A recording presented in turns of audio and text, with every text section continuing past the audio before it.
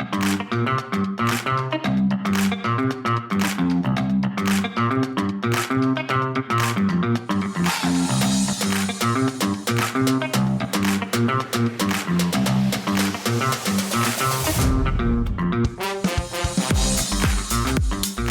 guys know what time it is. Get strapped in and ready for some good times. This is the Blowed Out Podcast. What is up, everybody? Welcome to the show. It's your fatty with a natty here, coming at you on St. Patrick's Day. So happy St. Patrick's Day, everyone. Hope you had a great holiday. Hope everyone was safe, or is safe by the end of it all.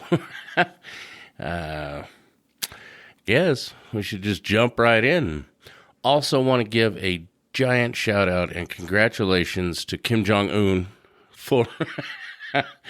for winning 99.93% of the vote. Congratulations, son. You did it. You somehow managed to pull off yet another successful election. I wish I was making this shit up. News outlets are actually reporting on this shit, as though there was any option. And the other, 0.07% of the voters have already been handled. So there's that. I guess it's a win-win for him. Again, I don't know how that's even a thing, but here we are. The crazy times we're living in, guys. Also, want to give a big shout out to Corey Richens' defense team for doing such a bang up job. For those of you who don't know who that is a Utah woman who liked big fancy houses and things of that nature, and got herself in a little bit of financial trouble. So she decided to kill her husband with a fentanyl overdose to try and cash in on the life insurance money. Just found guilty of capital murder, 2 counts of insurance fraud, 1 count of forgery, and 1 count of, I believe, aggravated murder or aggravated attempted murder, something like that. Anyhow, she won on all 5 counts also. So, it was a great, big, fantastic debacle that required lots of popcorn during her trial, because her amazing defense team did such a fantastic job. So big shout out to them as well. I tried to say it with a straight face, guys. I really did. Anyhow, here we are. Yeah. Into the bowels, almost, of March, if you can believe that. It is unseasonably warm here in northern Utah. I believe tomorrow, for March 18th, is supposed to be like 74 degrees, which is just wild. Not a drop of snow anywhere to be had. Already being announced across parts of the state that we are on fire restrictions. So that's super cool. Nobody wanted a camp season or anything like that. Hey, man. I guess just a sign of the times we're living in, right? Wild, wild stuff. To circle back, why would any media outlet feel the need to report on North Korea's elections? Not because, they don't deserve any coverage for their elections, but because it literally isn't a thing. Like I said, the few guys that said no have already been taken out taken out back and been shot. I don't know, but I laughed way too hard when I saw that being reported. Probably at the end of the day, it's not funny, but it's funny that anyone decided to do that. And apparently, the damn dog just wants to be one of those voters and have the big boss take her out back. She's all jacked up on Mountain Dew. I don't know what her deal is. Anyhow, where else are we, guys? It is yet another day of this Iran stuff. Well, I missed the boat on that one. I thought it was going to be a little quicker than it has been, but apparently the big guy in charge wants to make a real point and just drag it out. Honestly, I think at this point he's doing it just to spite everyone that says he can't. Right? Like, doesn't that seem kind of legit? Between us and Israel, why did it even take longer than 24 hours? I mean, really, at the end of the day, it could have been just that easy. I don't know. Now everything with the Strait of Hormuz, I don't know. The Horse Strait. They've sunk a bunch of commercial shipping vessels, which, big thanks, gas has once again skyrocketed. So sorry to anyone who is in a real bad way there, which pretty much is all of us. But as usual, the typical suspects of California and Seattle, and I couldn't even tell you what it's like on the East Coast, although those guys have snow, so they have a whole different reason. Or you guys have a whole different reason for gas prices being obscene. But diesel, thank God I don't own one of those anymore, because it's just about to crest $5 a gallon, probably by the time some of you are hearing this, which just obscene. Obscene. Good Lord. We're just taking it in the shorts left and right for something that, again, didn't need to take longer than 24 hours. Why don't we use up a bunch more of this stuff? And again, we've had this talk. I understand how the military-industrial complex works. I understand that technically it's good for business when we use up a bunch of old missiles and bombs, because then it creates a need for new ones. But, man, when the trickle-down effect just becomes disgusting, that's when it no longer becomes fun. You know, we're still theoretically at no more risk of pissing off any of the giants than we were when it started. So I feel like we should probably try and circumvent everyone from suffering. Again, I know that's just crazy talk, and it's just one fat man's opinion, but I'm pretty sure that most of you guys would agree with me on that. The slightly interesting part is how many people are convinced that this could somehow end up in a draft, which, don't get me wrong, I understand that it could. I understand that that is never, off the table of possibility, but it's not necessarily in the realm of probability when we start talking about boots on the ground. There's no reason to go boots on the ground. First of all, this has been strictly an air and sea campaign. Not even, well, I mean, yes, it's taking up naval assets, but everything is being handled essentially in the air or through the air. So boots on ground is something that shouldn't even be on the table at this point. However, fear-mongering and all the typical things that mainstream media and social media outlets do is to rile everyone up and give some sort of pretense that boots on ground could happen. Again, could they? Absolutely. Are they going to? I would seriously doubt it because there is no reason for it. There's just no reason for it. We could sew this all up in a couple of more days tops. Why we've dragged it out this long is beyond me.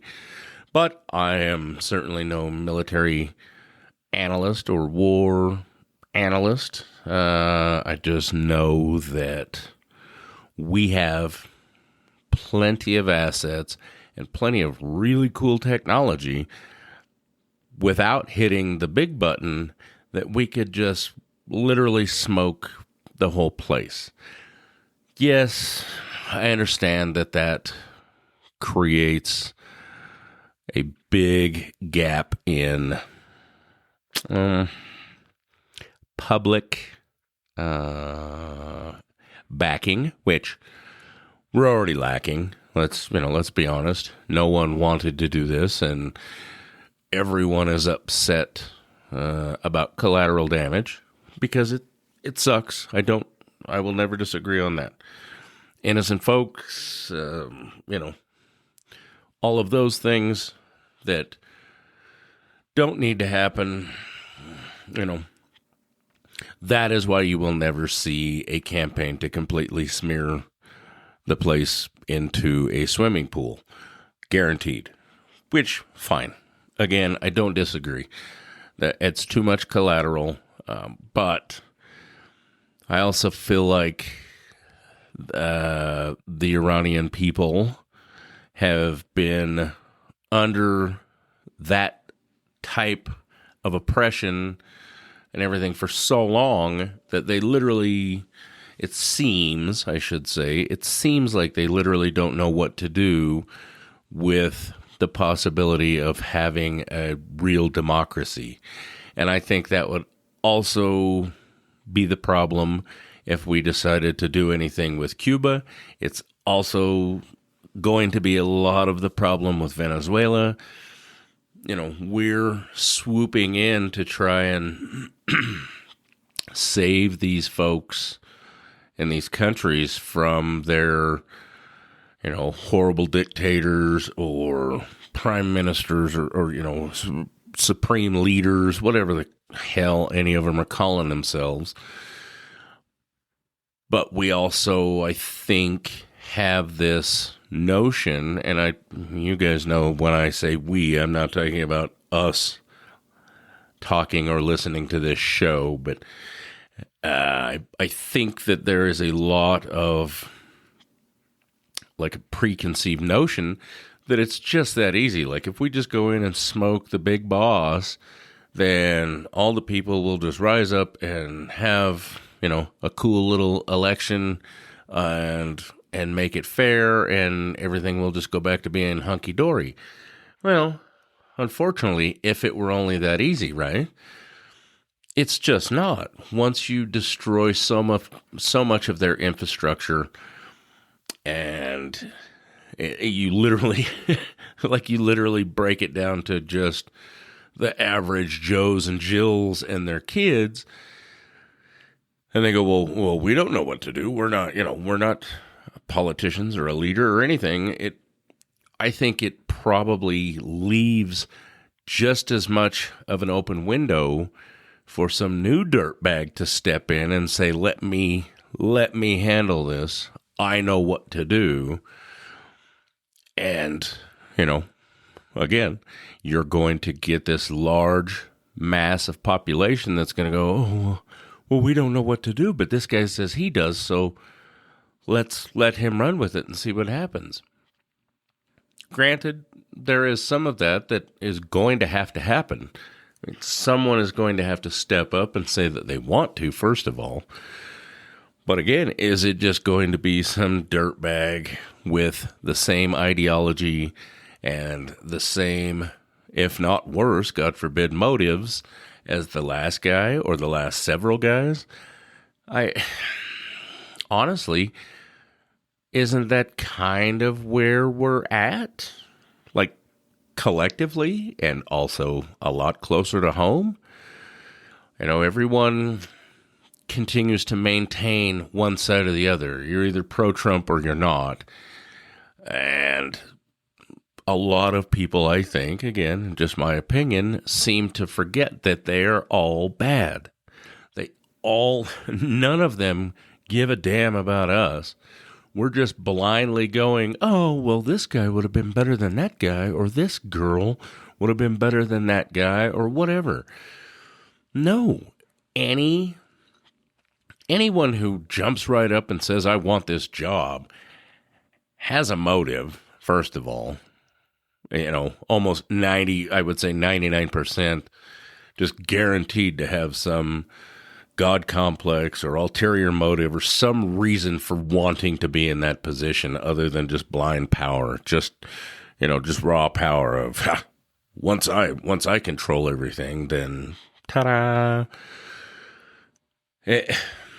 Again, that is the problem, is all of these folks at the end of the day, not a single one of them is running or you find me someone who actually gives a damn, and I still feel like I would have to call them a liar. That's just not how it works, especially with currently seated incumbents.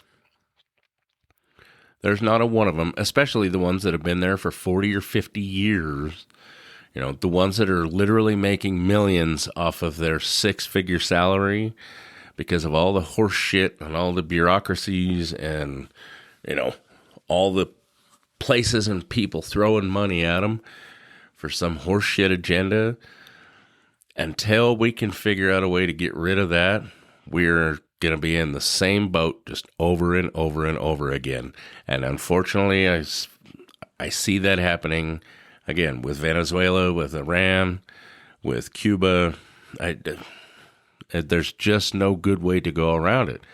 Clean slate? Sure, but I don't necessarily think that this is going to end up being the clean slate that we think it is, nor do I think it would work out well here. I don't know. I don't know how to navigate that as a country. I certainly don't have the right answers, but I think it's something to think about. Is history just going to continue repeating itself? Now, easily, one may argue that that's all it has ever done, and I don't disagree. But isn't it time that we try something different? Right? Like,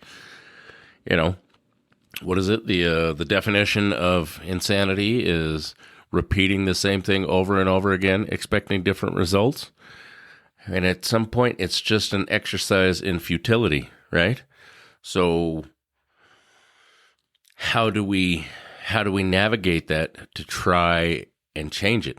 How do we not just become every civilization that's ever been, every government that has ever been? Like, we're literally just repeating history over and over and over again and beating our heads against the wall.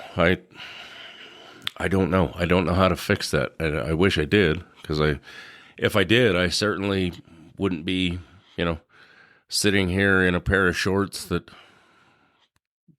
barely hang onto my butt. I could probably at least afford new shorts. Just saying. I mean, I don't need a yacht, but if it had lots of cool stuff and I could run the world from the yacht, then maybe I need a yacht. Just saying. I certainly would not be a good choice to run the world. I can openly admit that. I am in a good place with the fact that I am not that guy. I think I have a couple of decent ideas, but that's a whole lot of work. Like, I would just tell everybody, you know what, get along. Just everybody get along. Get along, no taxes. I don't know. We'll figure something out. Like, I'm kind of that guy, like, let's have a beer about it and then reconvene, I don't know, tomorrow, like, afternoon. It's certainly not not gonna become a gold standard for government. I can assure you of that. Anyhow, gonna take a quick break and we'll be back. Hey folks, Ryan here, aka the Fatty with a Natty. Are you a business owner or marketing director looking to explore advertising on the Blowed Out podcast? As we prepare to enter our 4th season, we've gained a listening audience in over 125 cities spread across 21 countries worldwide. That includes a very large listening base right here in northern Utah. To find out how we can help your business grow or to discuss pricing and frequency options, email us at blowedoutpodcast@gmail.com and be sure to include marketing in the subject line. Again, that's blowedoutpodcast@gmail.com, subject marketing.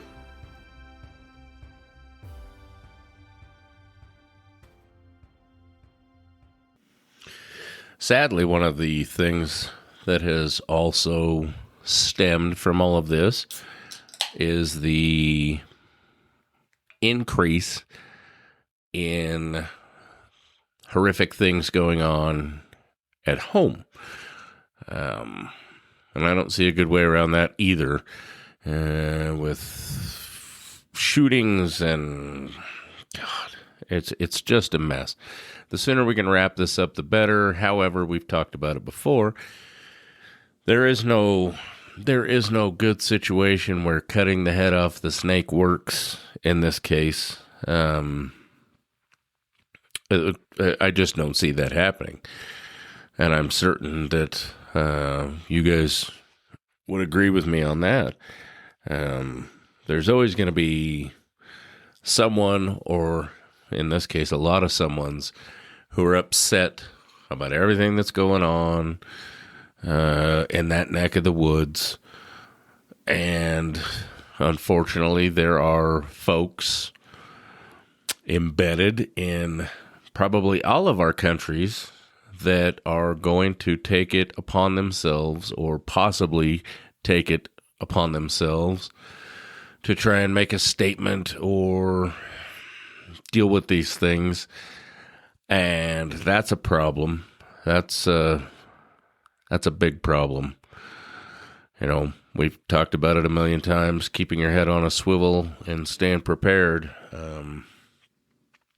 Because I don't see those types of things ending anytime soon, unfortunately. I wish that wasn't the case, but it is, and I don't see a good way around that, possibly ever. But in this case, we got a lot of haters.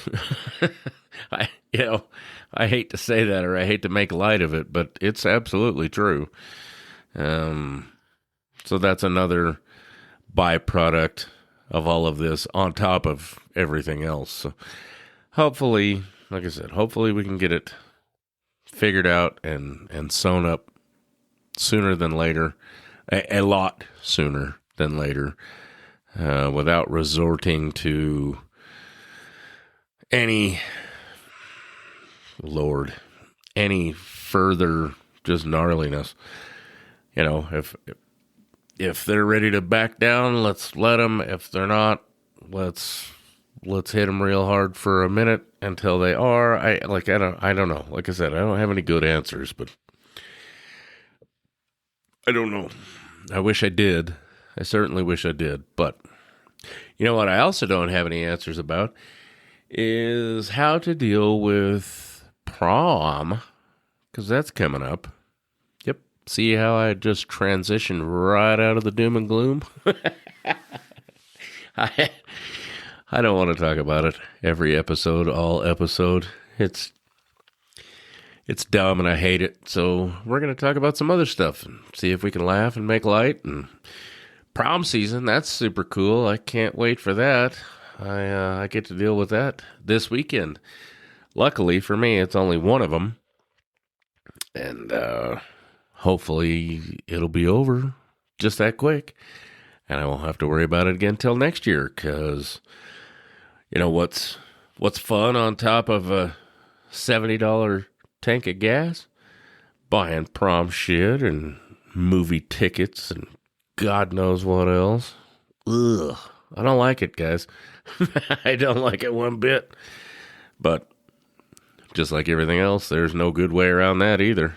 Guess I could just disown them. Maybe I should have never came back with the milk. Yeah, that's fair. This is all on me. But I wouldn't trade them for the world. You guys know that. The other good thing about this time of year, if Mother Nature will get her hormones under control, is that you should start being able to see a rise in your gas mileage. Speaking of high gas prices, be sure to check your tires, your air filter, all the good stuff. Because that makes a huge difference with the temperature going up and down like it does. It'll throw your tires all out of whack, guys. And most of the major tire places around will do it for free if you just pull in and ask. Anyhow, that's the PSA, the shop PSA for this episode. Also, spring brings with it hill climbs. You guys knew I was going to throw that in there. With that time of year rapidly approaching, we are like 6 weeks out, almost exactly, for X12, Utah's only motorcycle hill climb. Hope everyone will join us for that. Even you guys across the pond. Give your plans some serious consideration. Come on out and join us. It's guaranteed to be a great time, featuring some of the nation's top riders on the 1,700-foot Pro Hill and some of the area's finest stock and semi-pro riders on the 1,000-foot hill. If you guys have never been, I'm telling you, you will absolutely love it. This is a fantastic event for riders and spectators alike. Family friendly. We've got vendors on site. It's just a great time for all to be had, and is the closest thing that we have around here that will ever take us back to the Widowmaker days. You just have to trust me on this one. Camping is available for the weekend. It is May 1st and 2nd this year, so it's not too hot. It's not, it's a total crapshoot, of course, because it's Utah, but trust me, this is the event to go to if you're into motorcycles and you want to see some guys that had to bring their huevos in a separate trailer to climb these hills, guys. You will love it, I promise. And those of you around the globe who can't make it out, we wish you could. We will try and keep everything updated, of course. But if you want to check it out, you can go to x12events.com or check us out on Facebook. You're just going to have to trust me on this one, guys. It's a blast, and we love doing it and can't wait to put on a great show. We are anticipating upwards of 500 entries this year. It's nonstop excitement. Also, if any of you guys are in the neighborhood of Ontario, Oregon, a sister organization will be having a sprint boat test and tune on April 18th and 19th. It's free entries. Guys, if you don't know anything about sprint boats, these things are cool. And we've talked about making the trek several times up, but where we're just so focused on the hill climbs here a couple of weeks later, it's just a real bugaboo for us. It's so close. But again, it's an awesome time, and I would love to go see him in person. It's free admission, same thing, camping available, vendors, good time for the whole family. So look out for that also in Ontario, Oregon on April 18th and 19th. Like I said, unfortunately, we'll be down here plugging away, getting ready for the hill climbs. So we will just have to live vicariously through anyone who happens to be able to make it out to watch the sprint boats, because that's something I've always wanted to do. I did mention on our Facebook page, we are stocked back up on 3-inch stickers. So if you guys would like a few of those, hit us up. I am working on a new batch of t-shirts as well. If you see me out and about, guys, for those of you who are local, honk, flip me off. All right, well, you're going to have to honk and flip me off and let me know that it's just not the normal people honking and flipping me off. But I keep a handful of them with me, so if you see me out and about, get my attention and I can hand you a few off. Like I said, I've got some shirts in the works, so we should have plenty of merchandise at X12. We can also send those out to anyone out in the globe if you guys would like some. Still working on getting some bigger sizes, but like I said, for now we've got a gang of 3 inches that they work really good on cell phone cases or water bottles. Hell, I've got them on everything. I've got some on my nipples right now. All right, maybe that wasn't the best selling point, but you never know. Anyhow, that's a thing. We should have everything in place, guys. So if you can think of something, or you want some merch, like I said, hit us up, blowedapodcast@gmail.com or on Facebook. Be sure to keep the word spreading around. I believe at last check, we are over 180 cities, guys, in 22 countries. I can't thank you enough, as always. It's just wild, and I would be happy to give you some of the stuff to let everybody know you love it. You know the drill. In the meantime, stay safe. Keep your heads on a swivel. Ooh, sorry, I did forget part of this time of year spring conversation. Keep your eyes peeled for bikes, guys. It is worse than ever, as I'm sure I don't have to tell any of you guys.